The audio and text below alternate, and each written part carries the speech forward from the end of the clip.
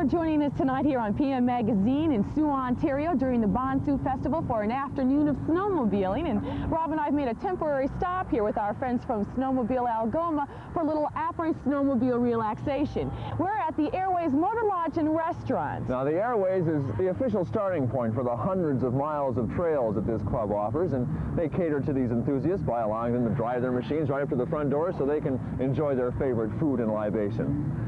And we're going to go inside in just a moment ourselves and enjoy some of that. But before we do, let's turn to the world of medicine. Now, we all know about the life-saving transplants. In fact, they've been in the news more than ever recently with the second artificial heart transplant. But you know, it's one thing to read about transplants in the newspaper or hear about them on television. It's another thing altogether to actually meet a person whose body is functioning with another person's heart, liver, or kidneys. Now, our Liz Miles is in Pittsburgh, and she met two people who are recipients of transplant surgery, and their stories bring this medical miracle home to us. Dear Kevin's mom and family,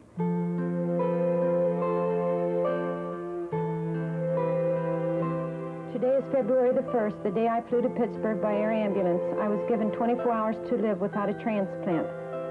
Carleen Gladman is reading a letter she received several months after her son Kevin was hit by a car.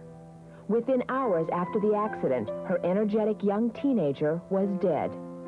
When we got there, we were ushered into a room, and the doctors explained to us that he was brain dead, but they would do another test in the morning.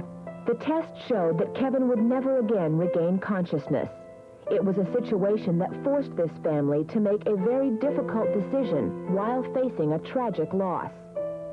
Although there was no way they could revive their son, it was Kevin who gave life to others. The Gladmans, with pain and generosity, donated Kevin's kidneys and liver to 3 critically ill patients in need of transplants. Knowing Kevin, the type of boy he was, there is no doubt in our mind that we made the right decision. It was just like he said, geez, Mom, why not? Thanks to you and your wonderful family, this has been a wonderful year for me. Every day that I lived past February the 1st, 1983, is a day I would not have had without your ability to think of others at such a time. Sincerely, Kevin's liver recipient. Words like these perhaps mean the most to people like Martha Calm and her friend Arnold Bayer. They are kidney transplant recipients whose lives were turned around thanks to the special families of organ donors. It was like the layers of an onion peeling away. It just really was. Each day or each week, I would feel my body feeling a new thing, doing a new thing. It was unreal. It really was just like peeling away layers. I knew I had to make it work because I was being given a golden opportunity, and the night before the operation, I wasn't scared. The fact was, a friend of mine called me up and he asked me if I was scared, and I said, no, I'm so excited I can't go to sleep, because I knew this was my chance. In 1978, Arnold received a kidney from his brother. At that time, it was thought that only close relatives could donate organs. Over the past few years, Arnold has been physically healthy, and to prove his stamina and success, has biked his way across the country, pedaling over 20,000 miles. It's lovely. You have some potato chips? It's taken many months for Martha to adjust to the newfound freedom her healthy kidney has to offer. Oh, I couldn't resist them. Remember.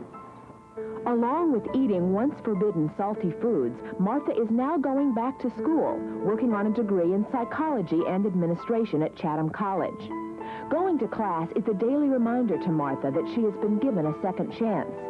But there is another reminder Martha faces every day that keeps her in touch with her transplant condition. Martha is dependent on the anti-rejection drug cyclosporine, a medication she must take daily for the rest of her life. That kind of daily dependence may seem like a burden, but the far greater problem is the cost of this drug. This small bottle would last a transplant patient about 5 days and cost between $160 and $200, which means that over the course of a year, you could be spending $12,000 or more on cyclosporine.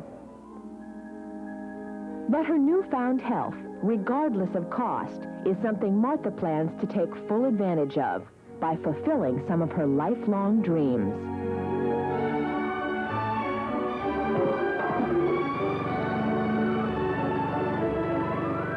one of the things I had always wanted to do was go for a ride in a hot air balloon. First of all, the fact that I wanted to do it since I was little and all that sort of thing is an example of how I wanted always to be normal and do normal things. Now it's got to make some noise. It won't hurt you. Ready? It's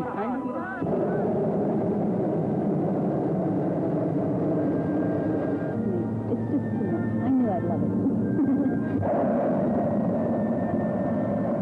I think it has a lot of symbolism in it.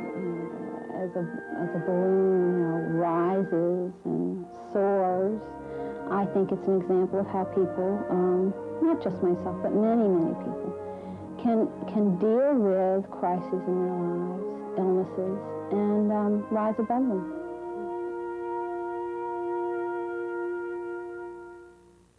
Now, if those stories inspired you to help, you can contact your local Kidney Foundation for further information. It's important to remember, too, that you should talk to your family about your wishes. That's right, because only your family can give final consent, and although it's kind of a tough subject to bring up, it's definitely worth the trouble to know that someday you may be able to give the gift of life. And coming up next on PM Magazine with our friends from Sioux, Canada, we'll take a high-speed cruise through the snow.